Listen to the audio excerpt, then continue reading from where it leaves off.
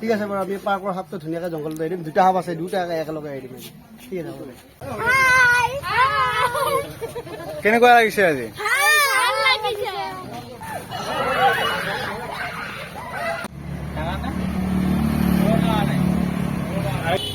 Hello' বন্ধুসকল নমস্কাৰ। এয়া হ'ল মংগলদৈ টাউন। ইয়াতে সাপ এটা সোমাই আছে গাড়ী গেৰেজৰ পৰা। তাকে দাদা ফোন কৰিলে আমি আহিলোঁ ৰাতিপুৱাই পুৱাই আৰু দাদাক সাপটো কৰিছোঁ যে সাপটো প্ৰথমতে আমাৰ সিফালৰ এইটো গেৰেজৰ পৰা এইটো গেৰেজলৈ আহিছোঁ। তাৰমানে সাপটো আমাৰ এপত অলপ ধৰি লৈ কিনে বেগত এৰি দিব লাগে আকৌ।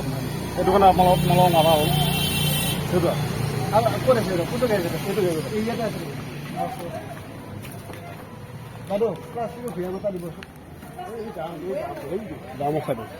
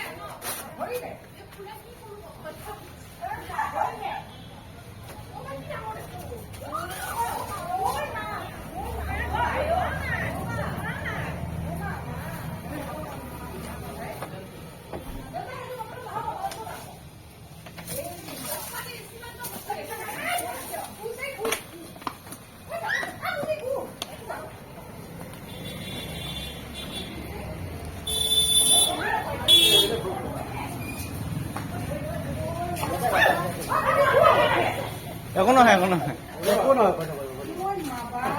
এইটো সাপ বাইদেউ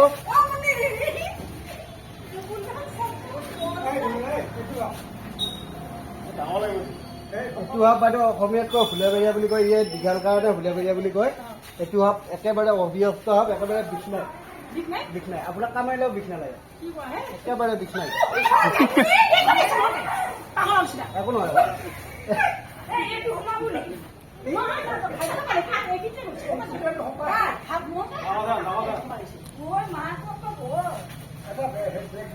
এটা টেমা এটা দিব।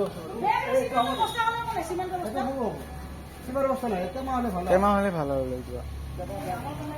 এইটো আপোনাৰ বাইদেউ একেবাৰে বিষ নাই হে। ভালদৰে চাই লওক, আপোনালোক ফটো মাৰি লওক। এইটো ফুলাবৰীয়া বুলি কয় দীঘল কাৰণে। আৰু কিছুমানে কয় নাইকটা থকা বুলি কয়, ইয়াতে নাইকটা নাই, একেবাৰে চিলচিলীয়া।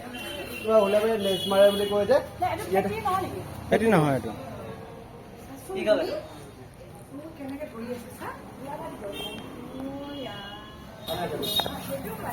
ফুলাবৰীয়া সাপ, ইংলিছত ৰেড স্নেক বুলি কয়।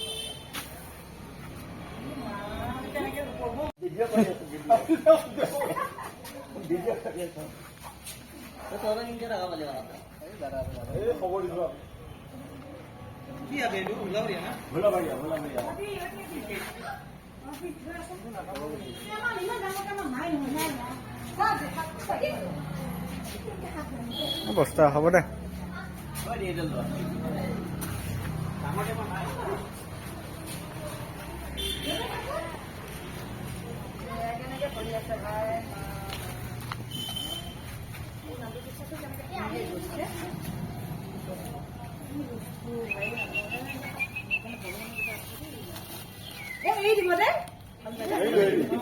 আমি জংঘলত আছো, জংঘলত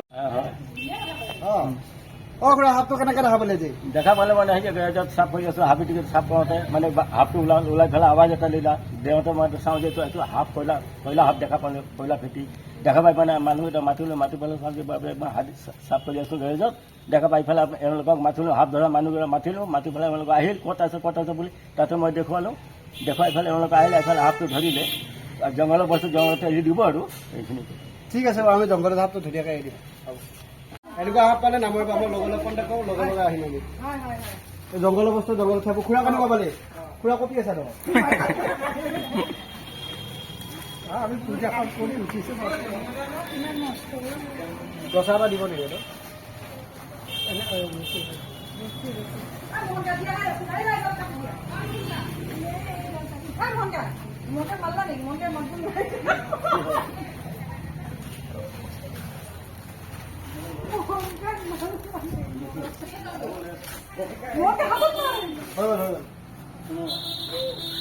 পানী আছে দিয়া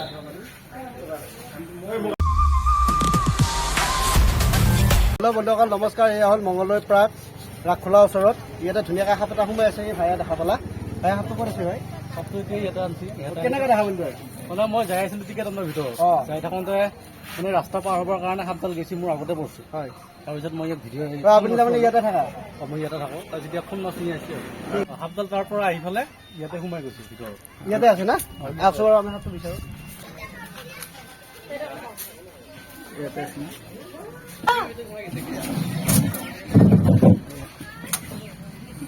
ক'ত আছে বা নাই নাই কৈ দিছোঁ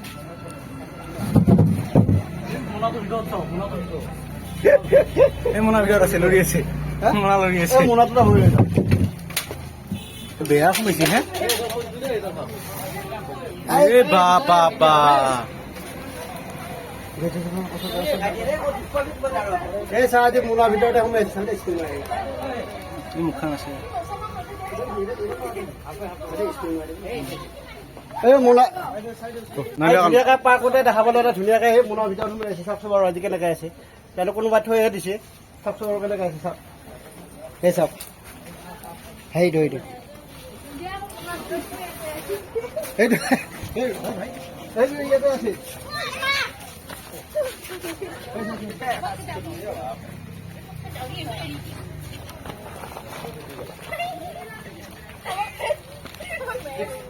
কি আহিলা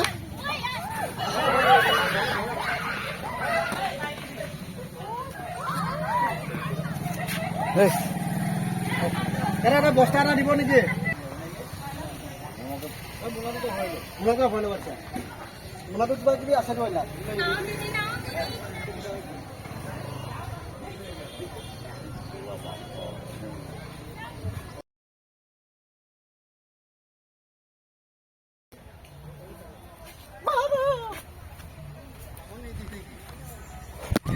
কামত দিলি ভাল পায় নেকি ফটো ফটো মাছ ঠাণ্ডা হবি না ঠাণ্ডা হবি না মাৰোৱে বেয়া খং ওলাইছে বেয়া খং উঠিছে মতাটো আকৌ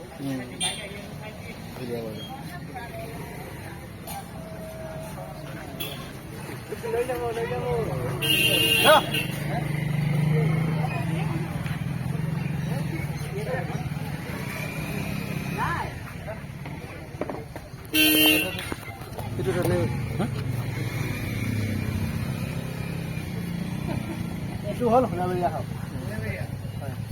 এতিয়া ধুনীয়াকৈ বস্তাটো সোমাই দিব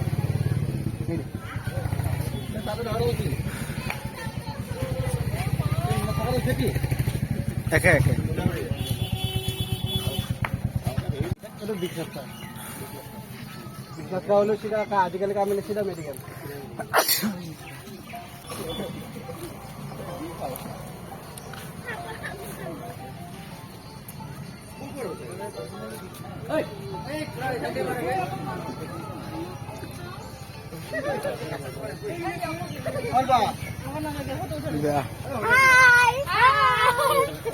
কেনেকুৱা লাগিছে আজি